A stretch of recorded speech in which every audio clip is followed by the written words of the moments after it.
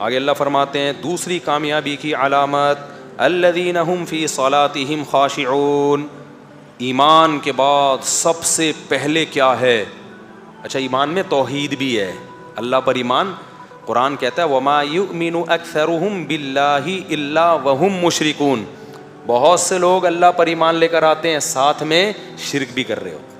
عیسائی بھی کہتے ہیں ہم ایک اللہ کو مانتے ہیں, پھر کہتے ہیں عیسیٰ اللہ کے بیٹے ہیں. اللہ کہتے ہیں اس ماننے کی تکلف کی ضرورت نہیں ہے, جب بیٹا تو اسی کی جنس میں سے ہوتا ہے, تو اللہ کا کو مثل کوئی بھی نہیں ہے. لیس کمثلہ شیء, اللہ جیسا کوئی بھی نہیں ہے. بیٹا باپ جیسا ہوتا ہے کہ کہتے ہیں نا ناک دادا پہ گئی ہے, آنکھیں, اور شرارتی اگر ہو تو بیوی کہتی ہے بالکل باپ پہ گیا ہے.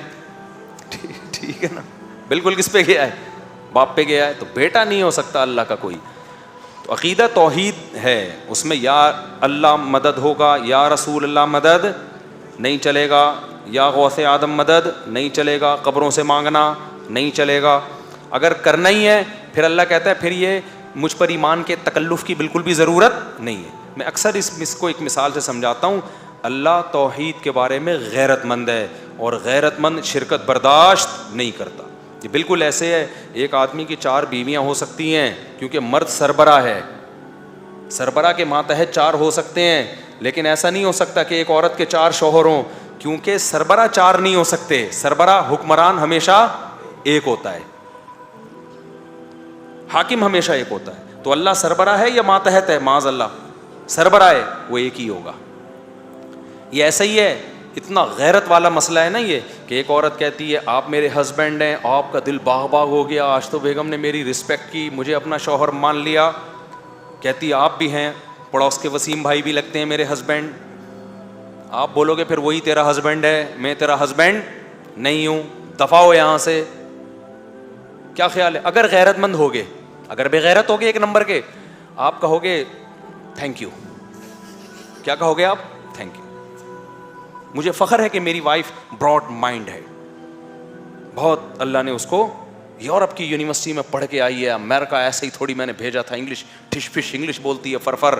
اور یہی تو ہے یہ گھٹیا نیچ قسم کے لوگ جن کے صرف ایک شوہر ہوتا ہے, یہ مجھے بالکل بھی پسند, یہ کبھی بھی ترقی نہیں کر سکتے. سمجھتے ہو؟ تو غیرت ہوگی تو بہت سی چیزیں سمجھ میں آتی ہیں. تو غیرت ہوگی تو عقیدہ توحید سمجھ میں آئے گا, بغیرتی ہوگی تو عقیدہ توحید سمجھ میں نہیں آئے گا. اچھا کیا کریں, اب 2 نمبریاں بہت ہو رہی ہیں. بہت سے لوگ کہتے ہیں ہم تو نہیں کہتے اللہ کے علاوہ بھی کوئی اللہ ہے. یہ ایسا ہی ہے جیسے کوئی عورت کہہ رہی ہے میں تو نہیں کہتی کہ میرے ہسبینڈ کے علاوہ بھی کوئی ہسبینڈ ہے, لیکن وہ ہسبینڈ کو جو رائٹس دینے چاہیے وہ کس کو دے رہی ہے؟ پڑوسیوں کو. تو ہسبینڈ کہے گا پھر اس تکلف کی ضرورت نہیں ہے کہ میرا ایک ہسبینڈ ہے. عملی طور پر تم نے 6 ہسبینڈ بولو رکھے ہوئے. خاص محبت ہے جو ہسبینڈ کو دی جاتی ہے, وہ والی محبت میں کسی اور سے شرکت, زینت کس کے لیے عورت اختیار کرے گی؟ ہسبینڈ کے لیے, اپنی طرف مائل کرنے کے لیے. اب آپ جب گھر میں آتے ہیں سڑے ہوئے کپڑوں میں, پڑوس کا وسیم جب آتا ہے ایک دم چمک چھلو بنی ہوئی ہے, آپ کہو گے بھائی یہ جو تو مجھے زبان سے کہتی ہے نا ہسبینڈ, وہ تیرا کچھ لگتا نہیں ہے, رائٹ اس کو وہ والے دے رہی ہے جو کس کو دیے جاتے ہیں؟ ہسبینڈ کو. تو مشرک جو ہے کیا کہتا ہے, وہ گڑبڑ یہ کرتا ہے, وہ کہتا ہے میں ایک اللہ کو مانتا ہوں, اللہ کے علاوہ کوئی دوسرا اللہ نہیں ہے. یہ مشرکین مکہ بھی 2 نمبری کرتے تھے. وَلَئِن سَأَلْتَهُم مَّنْ خَلَقَ السَّمَاوَاتِ وَالْأَرْضَ لَيَقُولُنَّ اللَّهُ. اللہ کہتے ہیں کہ ان سے پوچھیں کس نے آسمان و زمین کو بنایا. مشرکین کہتے تھے صرف اللہ کو, ہم اللہ کے علاوہ کسی کو نہیں مانتے. پھر اللہ کہتا ہے پھر جھکتے کیوں ہو دوسروں کے سامنے جا کے, ان سے مدد کیوں مانگتے ہو؟ آج ہم نے جو سورت پڑھی ہے نا سورہ مومنون, اس کے آخر میں کیا ہے؟ وَمَن يَدْعُ مَعَ اللَّهِ إِلَٰهًا آخر. جو اللہ کے علاوہ کسی معبود کو پکارے گا, تو جس کو پکارے گا وہ معبود ہی ہے. تو اس لیے اسلام میں اللہ کے سوا کسی کو پکارنا جائز نہیں ہے. ایک شرک اکبر ہے, ایک شرک اصغر بھی ہوتا ہے جس کو ریاکاری کہتے ہیں, اللہ کے لیے علاوہ کسی اور کے لیے عبادت کرنا. اسی میں یہ بھی داخل ہے کہ آپ جو عاملوں کا اپنے دماغ میں آپ نے ایک تصور بٹھا لیا ہے نا کہ ان کی پھونکوں سے اور ان کے عملیات اور فلیتوں پلیتوں سے کام بنے گا, یہ بھی ایک قسم کا شرک ہی ہے, اکبر نہیں ہے, اصغر شرک ہے. یہ ان کمبختوں کے ہاتھ میں کچھ بھی نہیں ہے. نئے نئے لوگ آ جاتے ہیں, بس ایک جملہ میں عامل چاہے دیوبندی ہو, عامل چاہے بریلوی ہو، عامل چاہے اہل حدیث ہو، عامل چاہے رائے ونڈ کا مقیم ہو، عامل کے چاہے 1 سال لگے ہوئے ہوں، عامل چاہے مولانا طارق جمیل صاحب کا علاج کر رہا ہو، عامل چاہے مفتی طارق مسعود صاحب کا علاج کر رہا ہو، عامل چاہے تہجد گزار ہو، قرآن میرے ہاتھ میں ہے، عامل یا تو 2 نمبر ہوگا یا 2 نمبر نہیں ہوگا، 1 نمبر اوپر کی سیٹنگ اس کی آؤٹ ہوگی عملیات کر کر کے، پورا نارمل نہیں ہوگا. یہ ذہن میں رکھو. اتنا بڑا دعویٰ میں کانفیڈنٹلی ایسا ہی نہیں کر دیتا. تو میرے سامنے نہ بتایا کرو حضرت جی کا علاج کیا تو ابے الو بنائے حضرت جی کو، چاہے کتنے بڑے حضرت جی ہوں. یہ سب 2 نمبر ہے، منجن ہے. یہ کچھ بھی نہیں ہے ان کمبختوں کے پاس. مفتی موسیٰ روحانی بازی عامل نہیں تھے، یہ میں پھر کئی دفعہ اس کی وضاحت کر چکا ہوں. وہ عامل نہیں تھے، وہ کرامت کے طور پر بس وہ کچھ بھی کر دیا. وہ بعض بزرگوں کی کرامت ہوتی ہے، پھونک لگائی بندہ ٹھیک ہوئی، لیکن یہ والے پھونکوں والی سرکار کی کرامت ہی نہیں ہے کہیں. اتنی کرامت سینٹر تھوڑی کھلتے ہیں پھونکوں کے. اتنے تو مردے حضرت عیسیٰ علیہ السلام نے زندے نہیں کیے، انہوں نے اتنے کوڑ کے مریضوں کو ٹھیک نہیں کیا جتنا یہ کر رہا ہے. تو ہم کرامت کے منکر نہیں ہیں میرے بھائی، لیکن خدا کے لیے عاملوں کے چکر میں اپنی زندگیاں برباد. کچھ عامل 2 نمبر ہوتے ہیں، کچھ ہوتے بزرگ ہیں، عملیات اور فلیتے پلیتے کر کر کے اوپر کی کھوپڑی خراب ہو چکی ہوتی ہے. ان کو ایسا لگتا ہے آپ پہ چڑیل ہے، ہوتی نہیں ہے، ان کی اپنی کھوپڑی خراب ہو چکی ہوتی ہے. نیک ہوتے ہیں. کھوپڑی صحیح ہونا اور نیک ہونا 2 الگ الگ چیزیں نہیں ہیں، دونوں جمع ہو سکتی ہیں. بعض دفعہ بندہ نیک ہوتا ہے اور سیٹنگ آؤٹ ہو جاتی ہے. تو انہوں نے عملیات کی ہیں، ان کی سیٹنگ آؤٹ ہے، آپ نے نہیں کی. آپ کیوں پاگل ہو کے ان کے پاس جا رہے ہو؟ تو خیر ابھی ہم جلدی سے سورت کو نمٹاتے ہیں. میں کھرچ کے نہ کوشش کر رہا ہوں عاملوں کی عقیدت محبت دل سے نکالوں، لیکن نکل نہیں رہی ہے. تو اللہ فرماتے ہیں والذین هم فی صلاتهم خاشعون. دوسری کامیابی کی علامت، پہلی ایمان جس میں عقیدت توحید سب آ گیا. دوسری بات، نمازوں میں خشوع پیدا کرتے ہیں. جس کی نماز میں خشوع نہیں ہے اللہ کی نظر میں وہ کامیاب نہیں.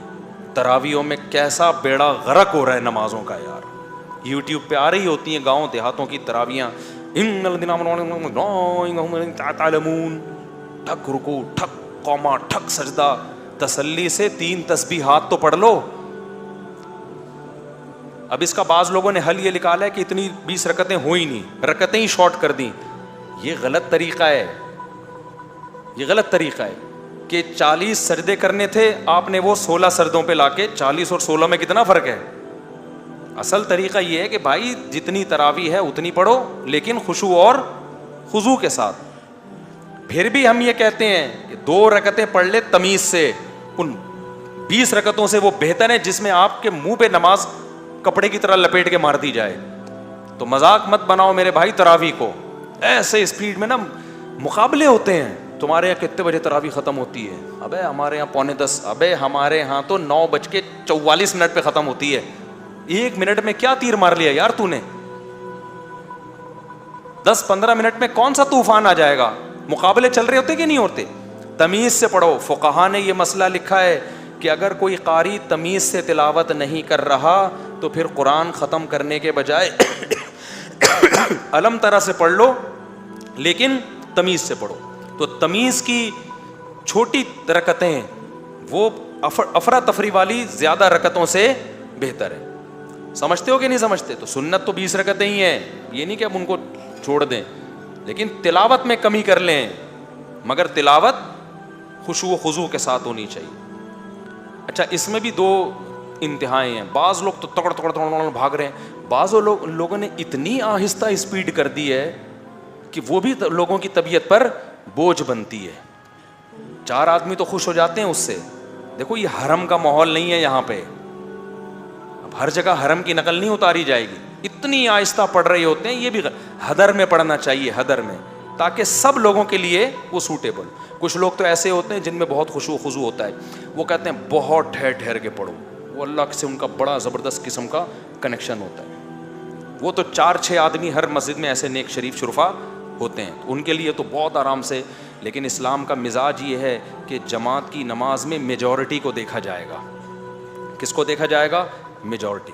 تو میجورٹی کو دیکھا جائے گا تو میجورٹی حدر کو پسند کرتی ہے. حدر کا مطلب تھوڑی سی رفتار ہو، مگر اتنی تیز نہ ہو کہ سمجھ میں نہ آ رہا ہو، اتنی آہستہ بھی نہ ہو کہ 4 آدمی خوش ہوں اور 400 بیزار ہو کے گھر چلے جائیں. حدر میں ہو. حدر کا مطلب ہوتا ہے روانی سے پڑھنا, مگر وہ روانی تیز والی روانی نہ ہو. میں پڑھتا ہوں نا, میری ریکارڈنگ بھی سورہ مریم کی پڑھی ہوئی ہے, روانی ہے لیکن وہ ایک ایک لفظ الحمدللہ سمجھ میں آ رہا ہے. تو نماز کو خشوع و خضوع سے پڑھو. اچھا ایک اہم آپ کو پوائنٹ کی بات بتاتا ہوں, جس کا نماز میں دل نہ لگتا ہو نا, ہمت کر کے ایک دفعہ 100 رکعت کی نیت باندھ لے. وہ 100 نہیں تو 50 رکعت پڑھ لے. جس کام میں دل نہ لگ رہا ہو نا, وہ ایک دفعہ تمیز سے کر لو, اگلے دن سے دل لگنا شروع ہو جائے گا. یہ میں آپ کو لکھ کے دے رہا ہوں. آپ 50 رکعتوں کی نیت باندھ لو, 50 رکعتوں کے بعد نا پھر آپ کو تسلی سے پڑھو 50 رکعتیں, عادت پڑ جائے گی آپ کو, دیکھنا. تو اس کا بڑا فائدہ ہوتا ہے.